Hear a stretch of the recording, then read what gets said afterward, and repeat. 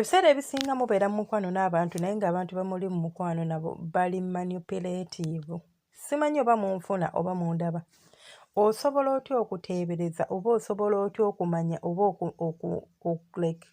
okuzuula nti omwagalwa wo gw'oyina akumanipulatinga. For example, oba ngenda kuwa example ennyangu. Osobola okubeera n'omusajja mu relationship yo naye ng'omusajja oyo bw'aba alina kyakwetaagako n'otakimuwa oba n'otakimukolera, ateekawo embeera eraga nti tomwagala kimala. Buli kyagamba tokikola ne kankubadde okimanyi nti buli kyagamba okikola lumu na lumu lw'ogaana.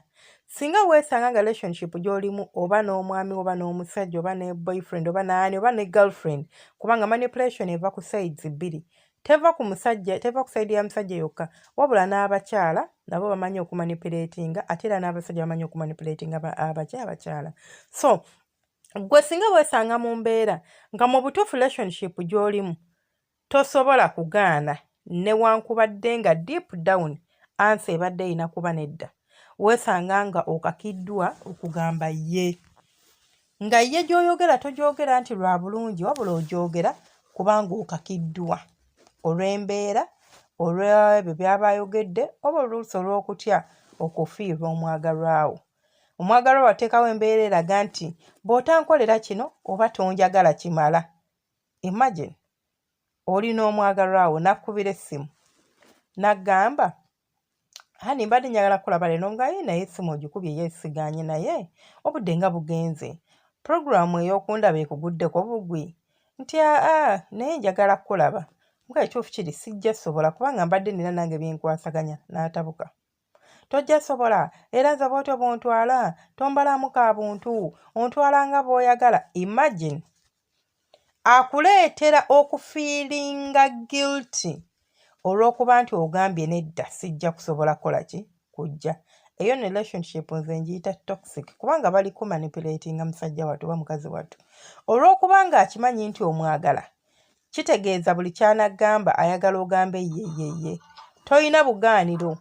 Woogerezaako okugamba nti nedda ng'akulaga nti ky'okoze kibi nnyonnyo tomwagala era alinga akwesibako nja funa abananjagala. Munnange ate mwe abeemanyi obulungi nja funa abananjagala. N'omuntu akuyimbirira nja funa mukwano mugambe funa. Okitegeera? Bw'oba oli mu relationship n'omuntu ng'omuntu oyo buli kaseera yaba akugamba nze nja kufuna omuntu omulala, nze bw'oba toli nange bw'oba toli bw'oti mugambe funa.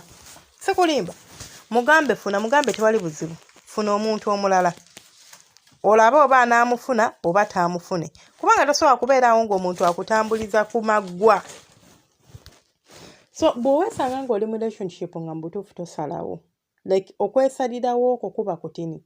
Buli bw'obaako okubaako ky'ogaana omwami ky'aba ayogedde oba omukyala oyo ky'aba ayogedde ng'ateekawo embeera ey'okulaga nti munyiivu nnyo olwo tajja kwogera naawe olwo waba simu omuli mu long distance relationship tajja kukubira ng'akulaga nti tolina ky'oŋŋamba naye ng'ate ekituufu kiri nti naye akimanyi omwagala ky'ova olaba akukozesa kaakati akumanipulatinga n'akukozesa ebyo by'otalina kukola. Relationship bwetyo tebeera healthy ate si bwetyo bwetambula. Relationship eri healthy relationship gy'osobola okugamba nedda ate neddayo neeweebwa ekitiibwa nti bwe mba kugambye sijja kukikola nkusuubira okukitegeera nti sijja kukisobola. Sikuŋŋamba gwe bw'otyo buli bwe nkugamba kino ng'ogamba bw'otyo tolina ky'osobola kunkolera. Kankubiire mu relationship tulina okwetegeera. Olinza okuba nga ggwe oli muntu ali outgoing, muntu akuba ebibaala, muntu akuba emyengejo nga mu butuufu omusajja wo oba mukazi wo buli bw'omugamba tugenda nze saagala. Togamba nti takwagala. Embeera ze tezimakinga nazo ky'oba nabagamba nti bw'ofuna ng'omuntu ali compatible ng'akola ebyo by'okola akutegeera obwongo bwammwe bukola kyekimu omunyweza naye ate njagala ofune obwongo gwe bukola nga muteesa mu bintu ebitegeerekeka. Si nga muteesa to spendinge just fa. Kitegeeza mwe obulamu bugenda kubeeraawo nga you are just wasting your souls. Temugenda kwezimba. So njagala tukitunuulire na positive way si in a negative way. So bw'oba omanyi oli mu relationship ey'ekikula ng'ekyo mukwano bakumanipulatinga. engeri endala gy'osobola otegeeramu nti omuntu akumanipulatinga, olina omwagalwawo.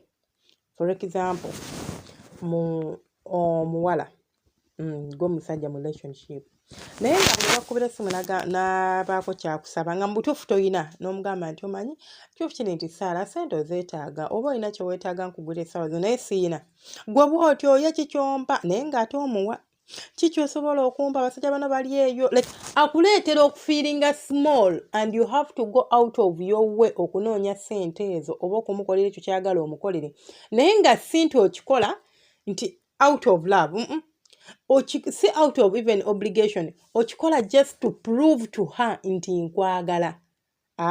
Relationship si bwetyo bweri. We do things out of love, we don't do things to prove.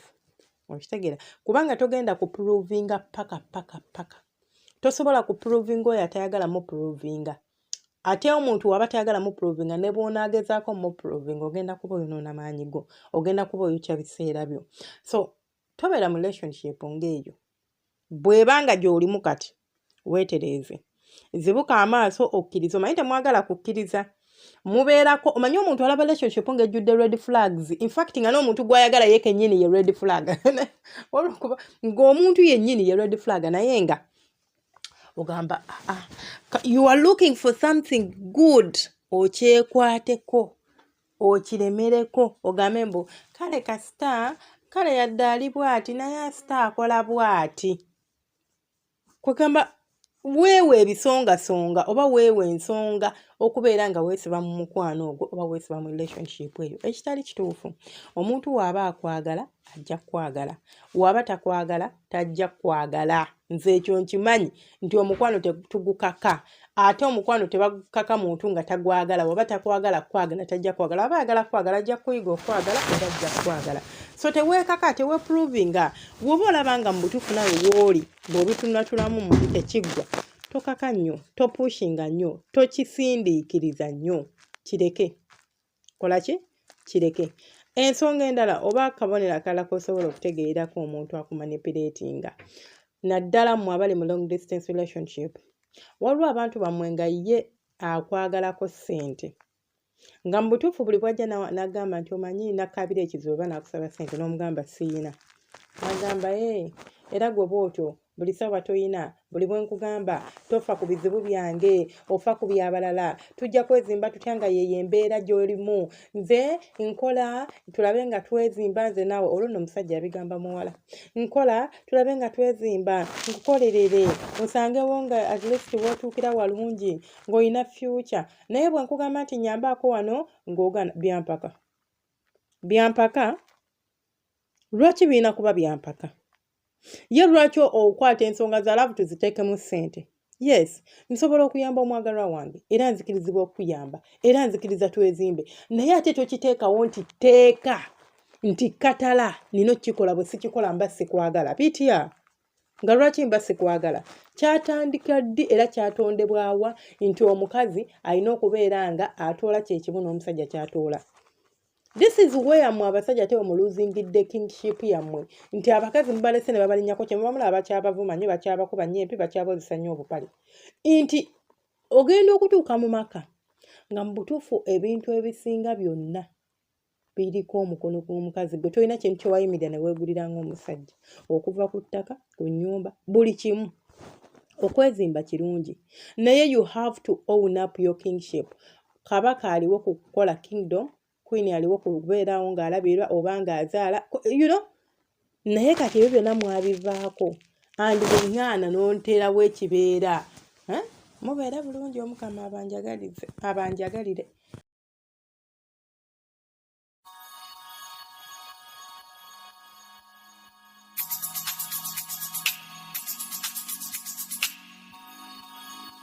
Yeah.